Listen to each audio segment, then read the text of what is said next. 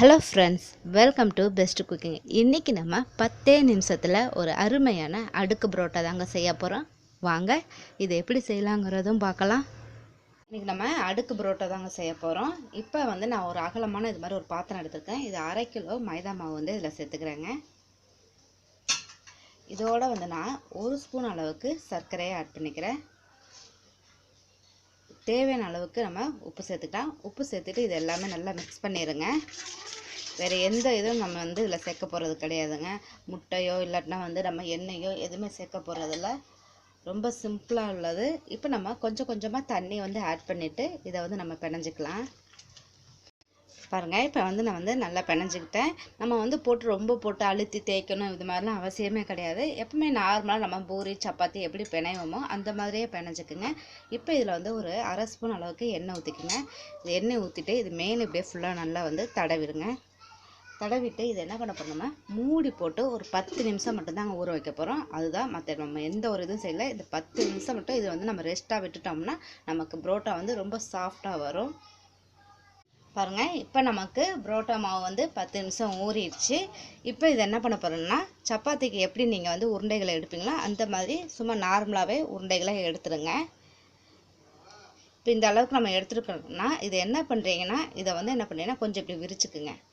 விரிச்சிட்டு இதை இப்படி பண்ணிவிட்டு இதை பாருங்கள், இந்த மாதிரி உள்பக்கமாக என்ன பண்ணுறீங்கன்னா இந்த மாதிரி ஒரு இப்படியே உருட்டிக்குங்க.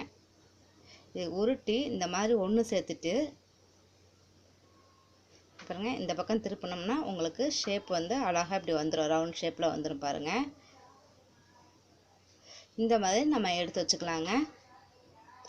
பாருங்கள், இப்போ நான் உருண்டைகள்லாம் உருட்டி எடுத்து வச்சுருக்கேங்க.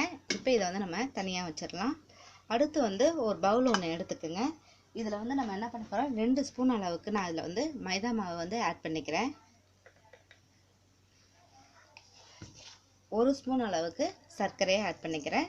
இப்போ இதை போட்டுட்டு நம்ம என்ன பண்ண போகிறோம்னா இதில் நான் எண்ணெய் ஊற்றுறேன். எண்ணெய் எப்படின்னா ஒரு 3 ஸ்பூன் அளவுக்கு ஊற்றிக்கோங்க. ஊற்றிட்டு இது எல்லாமே நல்லா இப்படியே மிக்ஸ் பண்ணிடுங்க. இதுதான் நமக்கு லேயர் பரோட்டாவுடைய சீக்ரெட் இன்க்ரீடியன்ட்ஸ். இது தாங்க, உங்களுக்கு லேயராக வரணும்னா இந்த மாதிரி செஞ்சுக்குங்க. இப்போ இந்த சர்க்கரை எல்லாமே நமக்கு நல்லா இதில் கரைஞ்சிரும். இன்னும் கொஞ்சம் கூட லைட்டாக எண்ணெய் ஊற்றிக்கலாம். ஊற்றிட்டு இதை மிக்ஸ் பண்ணிவிட்டு இப்போ இதை நம்ம தனியாக எடுத்து வச்சிடலாங்க. இப்போ மாவு நம்ம திரட்டிடலாங்க. இப்போ மாவு எடுத்துக்கங்க. இப்போ நம்ம சப்பாத்தி கட்டையில் வச்சு நம்ம தேய்க்க முடியாது. அதனால் அடுப்பு மேடையை நல்லா க்ளீன் பண்ணிக்கோங்க. க்ளீன் பண்ணிவிட்டு இது என்ன பண்ண போகிறோம்னா இதில் கொஞ்சம் போல் எண்ணெய் மேலே ஊற்றிக்கிறேங்க. ஏன்னா நமக்கு ஒட்டாமல் இருக்கிறதுக்காக வச்சுட்டு நம்ம நல்லா திரட்டிடுங்க. கொஞ்சம் நல்லா நைஸாக உங்களுக்கு எந்த அளவுக்கு அகலமாக நல்லா திரட்ட முடியுமோ அந்த அளவுக்கு நல்லா இழுத்து வச்சு நல்லா தேய்ச்சிருங்க. பாருங்கள், இப்போ நான் மாவை நல்லா திரட்டிக்கிட்டேன். இந்த மாதிரி நல்லா திரட்டின பிறகு என்ன பண்ணுறீங்கன்னா நம்ம மிக்ஸ் பண்ணி வச்சுருக்க இதை என்ன பண்ணுறீங்கன்னா மேலாப்பு லைட்டாக ஃபுல்லாகவே இது பண்ணிடுங்க, ஊற்றிடுங்க.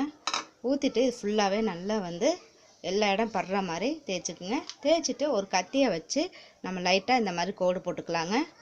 நமக்கு கடையில் ஒரு மாதிரி புரோட்டா விசிறுவாங்க. அந்த மாதிரி நமக்கு வீட்டில் வராது. சில பேர் தெரிஞ்சிச்சுன்னா அந்த மாதிரி பண்ணுங்கள். ஆனால் இது ஈஸியான மெத்தடுங்க. உங்களுக்கு நல்லா லேயராக வரும். பாருங்கள், இப்போ இந்த மாதிரி லேயராக வந்தோடனே இது எல்லாமே ஒன்று ஒன்றா இப்படி எடுத்துக்கங்க. எடுத்துகிட்டு என்ன பண்ணுறீங்கன்னா லைட்டாக இப்படி இழுத்திங்கன்னா உங்களுக்கு மாவு இழுக்க வரும். வந்த பிறகு இது என்ன பண்ணுறீங்க இந்த மாதிரி இப்படி சுற்றிக்குங்க. சுற்றிட்டு இதை கொண்டு இப்படி வச்சுட்டு இதில் கொஞ்சம் போல் எண்ணெய் எடுத்து நடுவில் ஊற்றிக்கிட்டு இந்த மாதிரி பண்ணிக்கோங்க. இது மாதிரி எடுத்துகிட்டு நம்ம ஒரு பிளேட்டில் வச்சிடலாங்க. பாருங்கள், இந்த மாதிரி நம்ம தேய்ச்சி எடுத்து வச்சுருக்கிறேன். இப்போ இதை நம்ம என்ன பண்ணுறோம்னா ஒன்று எடுத்துக்கோங்க. நம்ம எண்ணெய் தான் ஊற்றி நல்லா ஊற வச்சுருக்கோம். அதனால் எண்ணெய் ஊற்ற தேவை கிடையாது. லைட்டாக சப்பாத்தி கட்டையை வச்சு ரொம்ப போட்டு அழுத்திலாம் தேய்க்க வேணாம். லைட்டாக இந்த மாதிரி தேய்ச்சிக்கிட்டால் போதுங்க. அவ்வளோதான். பாருங்கள், இப்போ நம்ம தோசைக்கல் வச்சுருக்கோம். இது நல்லா தோசைக்கல் கொஞ்சம் நல்லா ஹீட் ஆனோன்னா இதை நம்ம போட்டுடலாங்க. இதுக்கு நான் எண்ணெய் அதிகமாக ஊற்ற தேவை கிடையாது. ஏற்கனவே நம்ம எண்ணெய் தான் ஊற்றி வச்சுருக்கோம். இதில் ஒரு 1/4 ஸ்பூன் அளவுக்கு லைட்டாக சுற்றி மட்டும் ஊற்றிக்குங்க கொஞ்சமாக. இதை கொஞ்சம் மீடியம் ஃப்ளேமில் வச்சுருங்க. போட்டுட்டு ஒரு 2 செகண்ட் கழித்து நம்ம என்ன பண்ண போகிறோம்னா இதை அப்படியே திருப்பி விட்டுருங்க. இந்த மாதிரி கொஞ்சம் கொஞ்சமாக நம்ம திருப்பி விட்டுக்கிட்டே இருக்கணும்.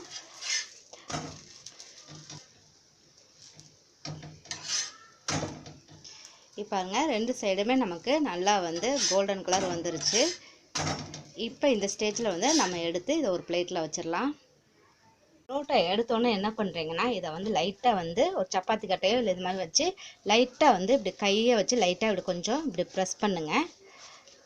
இதுங்க உங்களுக்கே தெரியும், நல்லா லேயராக இருக்குது பாருங்கள். நமக்கு பாருங்கள் இந்த மாதிரி உங்களுக்கு நல்லா சாஃப்டாக வந்துடும். ரொம்ப வந்து அடிச்சிட்டிங்கன்னா அது அப்படியே ஒன்று ஒன்று அப்படியே பிஞ்சு போயிடும். இப்போ என்ன பண்ணுறீங்கன்னா, இதை வந்து ஒரு பவுலில் வச்சுட்டு உடனே மூடியை போட்டு மூடிடாதீங்க. அந்த வேர்வை தண்ணிலாம் இதில் பட்டு ஒரு மாதிரி பிசு பிசுன்னு போயிடும். ஒரு காட்டன் ஒரு துண்டு சின்ன துண்டு எடுத்து அது மேலே போட்டு மூடி வச்சுருங்க. ஒரு அருமையான சாஃப்டான ஒரு அடுக்கு பரோட்டா நமக்கு ரெடி ஆயிடுச்சுங்க. எவ்வளோ ஒரு சாஃப்டாக இருக்குது பாருங்கள். அது இல்லாமல் நல்ல லேயராக இருக்குது பாருங்கள். கண்டிப்பாக நீங்கள் ட்ரை பண்ணி பாருங்கள். உங்களுக்கு பிடிச்சிருந்தா லைக் பண்ணுங்கள், ஷேர் பண்ணுங்கள், மறக்காமல் சப்ஸ்கிரைப் பண்ணுங்கள். Thank you viewers.